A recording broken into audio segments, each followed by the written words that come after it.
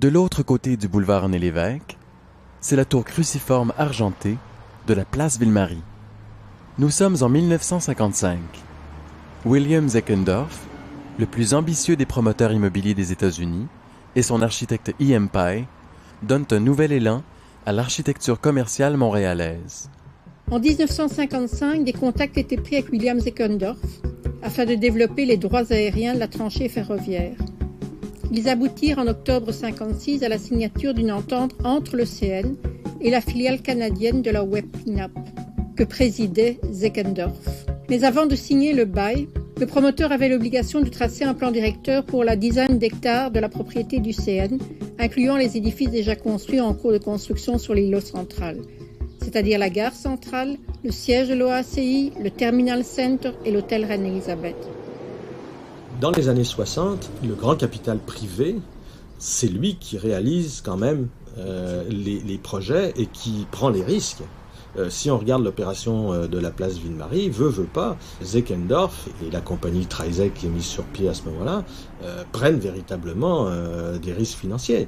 Bon, ils ont l'appui de la municipalité pour toutes sortes d'opérations, pour s'approprier les terrains, pour éventuellement régler des problèmes d'infrastructure, mais comme tels, ce sont eux qui prennent les risques. Mais dans le fond, c'est la rencontre entre la grande compagnie ferroviaire nationale, un promoteur immobilier d'envergure qui est Zeckendorf.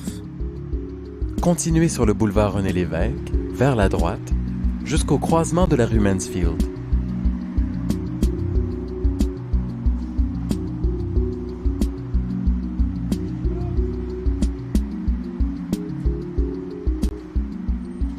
Devant vous, c'est l'hôtel Reine-Élisabeth, le premier hôtel ferroviaire canadien moderne.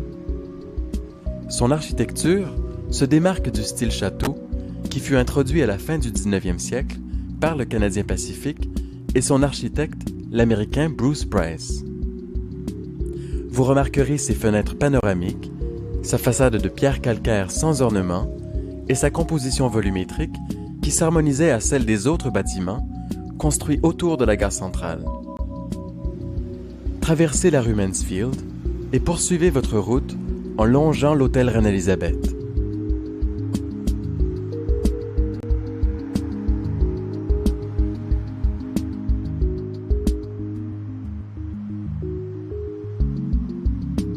Arrêtez-vous juste après l'entrée de l'hôtel, dans l'axe de la rue McGill College et du Mont-Royal, face à la grande esplanade de la place Ville-Marie.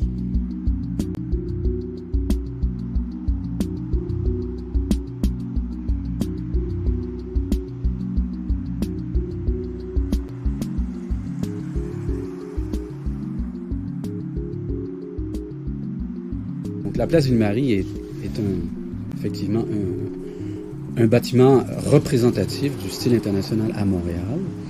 Maintenant, une des caractéristiques déterminantes de la place Ville-Marie, c'est qu'elle est basée sur un plan cruciforme, et donc un plan en croix, et c'est un plan qui est très avantageux parce qu'il permet de dégager les surfaces de plancher et de concentrer les éléments de circulation verticale au cœur du bâtiment. Alors c'est un bâtiment qui a été conçu par l'agence de AMP, qui est un architecte sino-américain, mais qui a été également conçu plus particulièrement par l'assistant d'AMP qui s'appelait Henry Cobb. C'est un projet qui a été initié en 1955 et qui a été inauguré en 1962.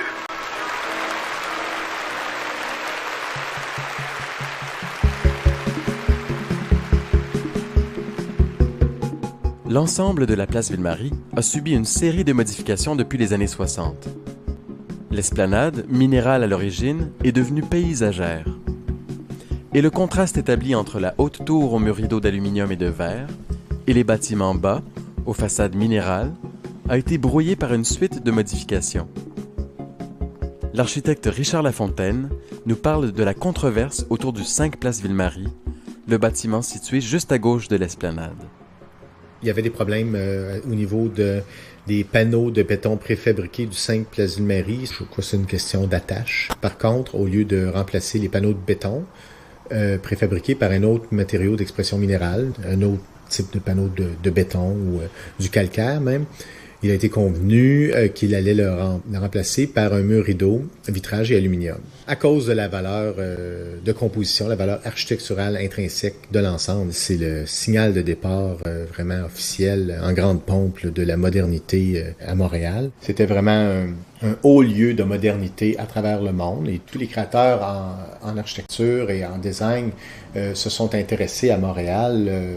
Ce qui distingue les édifices de la modernité de ceux d'un patrimoine plus ancien ou d'apparence ancienne, c'est qu'au niveau théorique, au niveau du mouvement moderne, un édifice était capable d'être modifié. C'était valide, c'était souhaitable même qu'il évolue avec les usages. Il en demeure pas moins que si on ne veut pas en perdre l'essence, ça se rattache quand même à un courant d'histoire d'architecture de préservation. En 1964, la firme de Paille est à l'avant-garde de la conception d'immeubles en béton. La recherche de Paille s'inscrit dans le mouvement de critique de la monotonie du mur rideau, qui se fait alors entendre dans plusieurs revues spécialisées. Le 5 Place Ville-Marie constituait au cours des années 60 un témoin significatif des recherches sur la technique et l'esthétique de l'immeuble en béton, recherches qui auront une incidence majeure sur le paysage bâti montréalais. Au moment même où le style international devient très répandu au milieu des années 50, bon nombre d'architectes vont prendre leur distance par rapport à cette architecture ou cette esthétique du bâtiment de métal et de verre qui a en fait un vocabulaire assez limité et vont explorer d'autres possibilités comme par exemple l'usage d'ossature en béton et également l'usage d'autres matériaux comme le béton bien sûr, mais comme la pierre et d'autres matériaux. Et donc déjà à partir du milieu des années 50, les architectes vont explorer d'autres langage formel et matériel pour l'architecture, et il va devenir de plus en plus difficile d'utiliser le terme de style international pour qualifier ces autres bâtiments ou cette architecture dont l'une des caractéristiques va être la présence d'enveloppes beaucoup plus épaisses, donc des enveloppes qui sont beaucoup plus tactiles que les enveloppes traditionnelles de métal et de verre. Un des termes qui va être utilisé pour qualifier cette architecture qui se développe à partir de la fin des années 50 et au début des années 60, c'est la notion de brutalisme. Brutalisme. Brutalisme. Brutalisme.